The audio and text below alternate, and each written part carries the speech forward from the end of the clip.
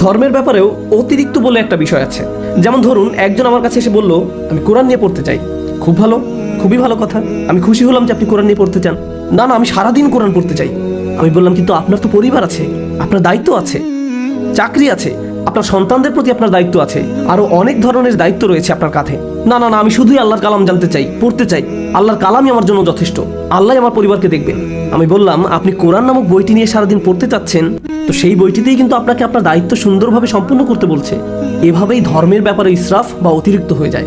আমি একদল মহিলাদেরকে চিনি যারা সবাই একসাথে বসে কোরআন নিয়ে পড়াশোনা করতো। তারা দিনে 14 থেকে 16 ঘন্টা শুধু পড়াশোনা করতো। তো একদিন আমি সেই গ্রুপের সামনে আলোচনা করতে যাচ্ছিলাম, ঠিক তখন একটা দারুণ ঘটনা হয়।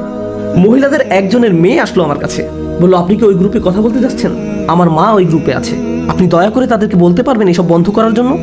আমি অবাক হয়ে বললাম কেন? মেয়েটি বলল আমার প্রয়োজনে আমি তাকে পাই না, সে সব সময় কোরআন পড়তে থাকে, ঘরে থাকলেও সে আমাকে সময় দেয় না, সে আমাকে বিরক্ত করতে নিষেধ করে, কানের মধ্যে সবসময় হেডফোন লাগিয়ে রাখে, কোরআনের শব্দগুলো শিখতে থাকে, সে সারাদিন এই কাজ নিয়েই ব্যস্ত থাকে, আমি তাকে কাছে পাই না। আশা করি আপনি তাদেরকে একটু বুঝিয়ে বলবেন।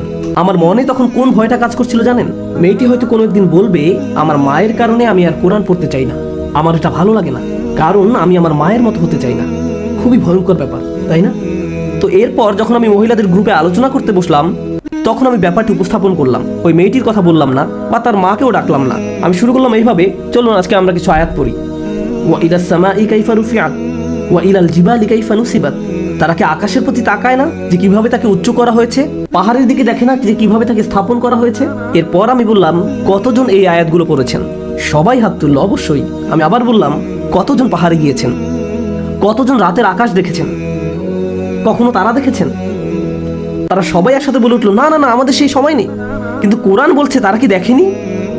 তারা কি ভ্রমণ করেনি? তারা কি আল্লাহর সুন্দর সৃষ্টি অবলোকন করেনি? আপনারা এইসব ব্যাপারে জ্ঞান আরোহণ করতে চান, কিন্তু ভ্রমণ করতে চান না। কিন্তু আল্লাহ তো আপনাদেরকে দেখতে বলছেন। হাস্যকর হলেও বলতে হয়, ধর্মের উপলব্ধি থেকে মানুষ কোরআন পড়ছে, কিন্তু কোরআনের কথাকেই তারা অবজ্ঞা করছে।